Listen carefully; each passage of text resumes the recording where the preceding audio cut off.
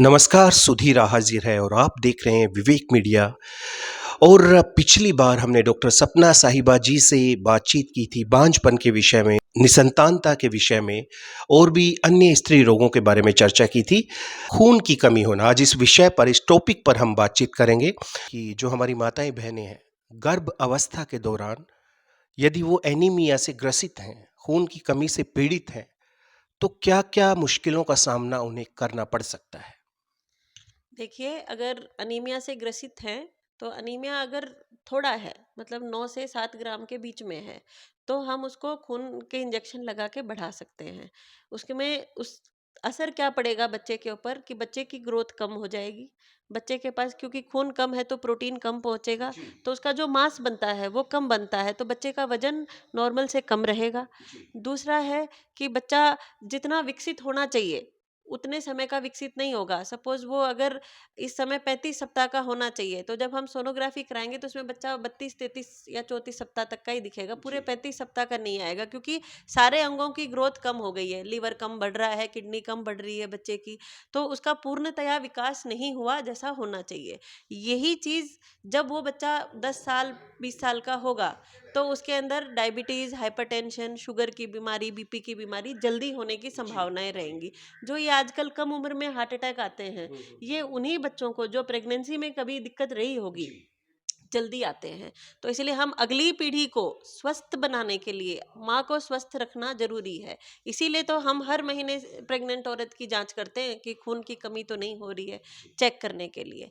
तो और अगर 7 ग्राम से कम खून है आपके अंदर, तो ये मानिए कि आपकी अपनी ही जान खतरे में है, बच्चे की तो आप भूल जाइए कि वो स्वस्थ पैदा होगा। क्योंकि 7 ग्राम से कम है अगर आपका खून, तो आपको कभी भी खून छूट सकता है, कभी भी हार्ट फेल हो सकता है, क्योंकि आपका दिल एक तो बच्चे को खून पहुँचा रहा है, एक वो आपकी कमी को पूरा करने की कोशिश कर रहा सही है, बात तो है। वो ओवरलोडिंग में काम कर रहा है।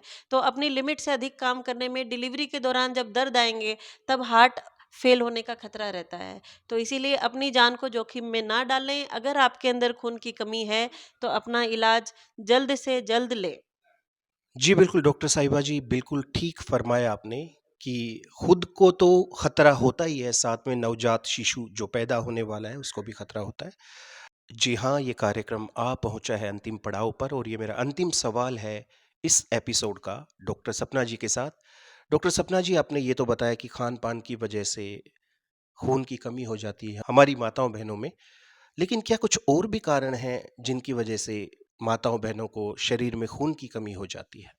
हाँ, जनरली ये 3-4 मेजर कारण होते हैं। पहला तो मैंने आपको बता जी। दिया, खाने की कमी, हाँ, कि हाँ। न्यूट्रिशन जो है वो कम लिया तो खून कम हो गया। जी, दूसरा है कि हमारी डिमांड ज़्यादा है और जो आयरन का कंजम्पशन है वो यूज़ कम हो रहा है। जी। हमारे खून में तो हमने आयरन पहुँचा दिया, जी। पर वो प्रॉपर यूज़ नहीं हो पा रहा है, हुँ, मतलब कहीं न कहीं सिस्टम में डिफेक्ट है, तो जी, बन नहीं रहा है खून। जी, तो वो हीमोग्लोबिनोपैथीज़ होती हैं कि खून प्रॉपर बनता नहीं है।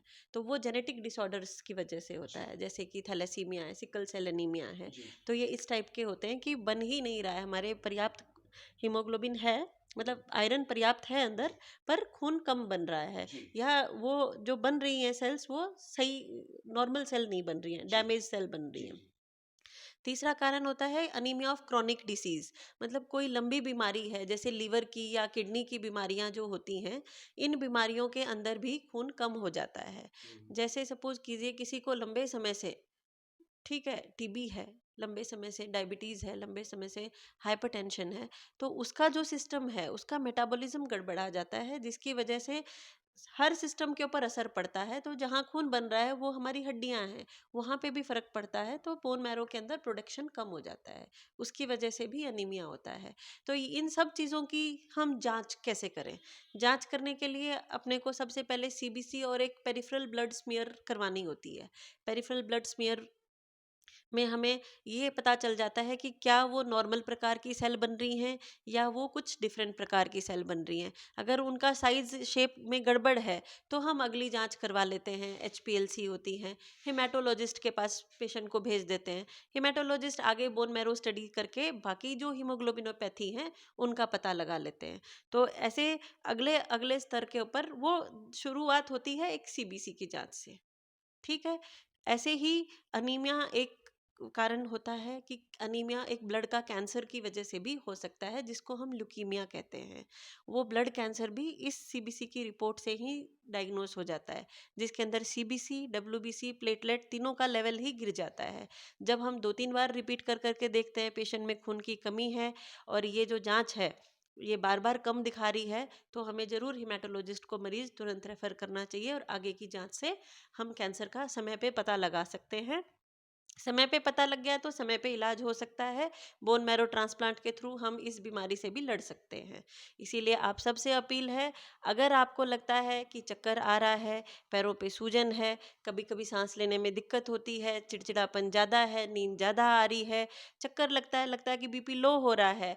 ये ज़रूरी नहीं है कि बीपी पानी की कमी से लो हो रहा है, खून की कमी से भी हो सकती है। तो अपनी जाँच, एक सीबीसी की जाँच ज़रूर करवाएँ, जो कि सरकारी अस्पतालों में फ्री होती है, बाहर 100-200 रुपए में हो जाती है।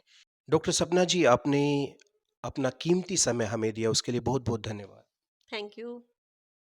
तो ये थी हमारे साथ डॉक्टर सपना जी, जो कि ज़िला अस्पताल में वरिष्ठ स्त्री एवं प्रसूति रोग विशेषज्ञ हैं।